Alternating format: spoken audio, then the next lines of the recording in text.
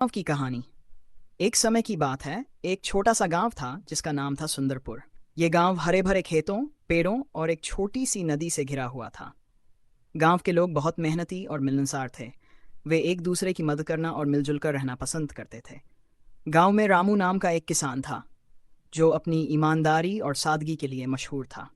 रामू के पास थोड़ी सी जमीन थी जिस पर वह मेहनत करके खेती करता था। उसकी फसल अच्छी होती थी और वह अपने परिवार के साथ खुशी से जीवन बिता रहा था।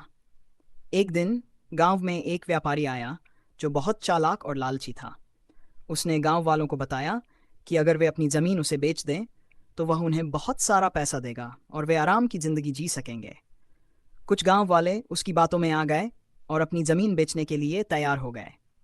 लेकिन रामू ने सोचा, जमीन हमारी माँ की तरह होती है। इसे बेचकर हम पैसे तो कमा सकते हैं, लेकिन हमारा भविष्य बर्बाद हो जाएगा। रामू ने गांव वालों को समझाया, पैसे से सुख शांति नहीं खरीदी जा सकती। मेहनत और ईमानदारी से कमाया हुआ धन ही असली सुख देता है। अगर हम अपनी जमीन बेच देंगे तो आने वाली पीढ़ियां क्या करेंगी?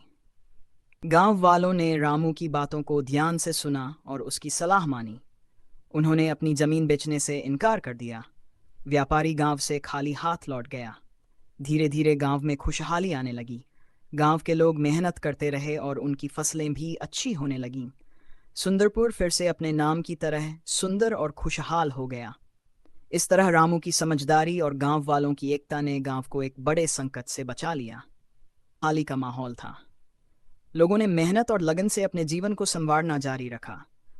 रामू की समझदारी और ईमानदारी की चर्चा दूर दूर तक फैल गई और अब गांव के लोग उसे और भी अधिक मान सम्मान देने लगे। रामू ने जो किया था वह केवल अपने लिए नहीं, बल्कि पूरे गांव के भविष्य के लिए किया था। एक दिन गांव के मुखिया ने फैसला किया कि रामू को गांव का सलाहकार बनाया जाए ताकि वह गांव के विकास और भलाई के लिए काम कर सके। रामू ने यह जिम्मेदारी खुशी से स्वीकार कर ली। अब वह सिर्फ अपने खेतों की देखभाल नहीं करता था, बल्कि गांव के विकास के लिए भी नई योजनाएं बनाता था। रामू ने सबसे पहले गांव के बच्चों की शिक्षा पर ध्यान दिया। उसने गांव में एक छोटी सी शाला शुरू की जहां गांव के बच्चे पढ़ने के लिए आते थे। रामू का मानना था कि शिक्षा ही भविष्य का सबसे बड़ा हथियार है। धीरे धीरे गांव के सभी बच्चे पढ़ने लिखने लगे और उनमें से कुछ बच्चे बड़े शहरों में जाकर पढ़ाई करके बड़े अधिकारी बन गए। इसके अलावा रामू ने गांव के लोगों को नई नई खेती की तकनीकें सिखाईं, जिससे उनकी फसलें और भी अच्छी होने लगीं। अब गांव के लोग ज्यादा फसल उगाते और उन्हें शहरों में बेचते, जिससे उनकी आमदनी बढ़ गई। गांव में विकास की रफ्तार बढ़ने लगी और सुंदरपुर का नाम आसपास के गांवों में प्रसिद्ध हो गया। लोग दूर दूर से रामू से सलाह लेने आते और रामू बिना किसी स्वार्थ के सभी की मदद करता। समय के साथ सुंदरपुर सिर्फ एक गांव नहीं, बल्कि एक मिसाल बन गया। रामू की ईमानदारी, मेहनत और दूरदृष्टि ने न केवल उसके गांव को बदल दिया, बल्कि पूरे क्षेत्र को एक नई दिशा दी। अब लोग समझ गए थे कि सच्चा सुख और समृद्धि मेहनत, एकता और शिक्षा में है, न कि सिर्फ धन दौलत में।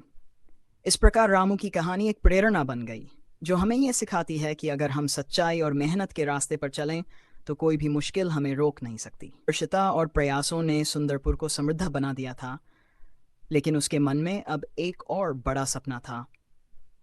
वह चाहता था कि गांव पूरी तरह से आत्मनिर्भर बने, ताकि गांव के लोगों को किसी भी चीज के लिए बाहर न जाना पड़े।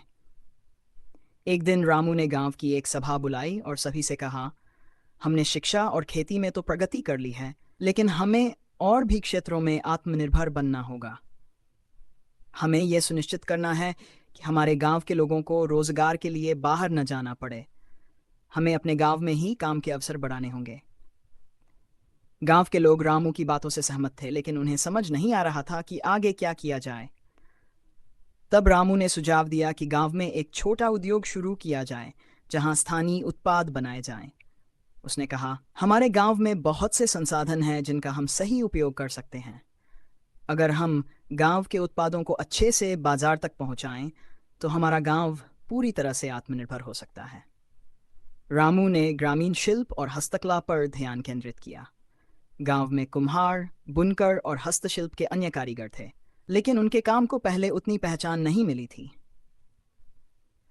रामू ने उनकी कारीगरी को निखारने और बेहतर बाजार तक पहुंचाने के लिए प्रशिक्षण का आयोजन किया।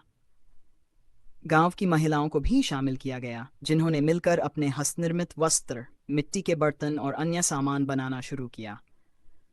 धीरे धीरे सुंदरपुर का नाम सिर्फ खेती में नहीं, बल्कि शिल्प और कारीगरी में भी फैलने लगा।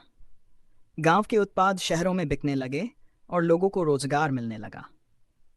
गांव की महिलाएं भी आत्मनिर्भर हो गई और परिवारों की आय में योगदान करने लगीं। रामू का सपना सच हो रहा था। अब गांव के युवा शहरों की ओर नहीं भागते थे, बल्कि वे अपने गांव में ही काम पाते थे। सुंदरपुर पूरी तरह से आत्मनिर्भर गांव बन गया था। यह गांव अब सिर्फ अपनी समृद्धि के लिए नहीं, बल्कि अपने सामाजिक संगठन और आत्मनिर्भरता के लिए जाना जाने लगा।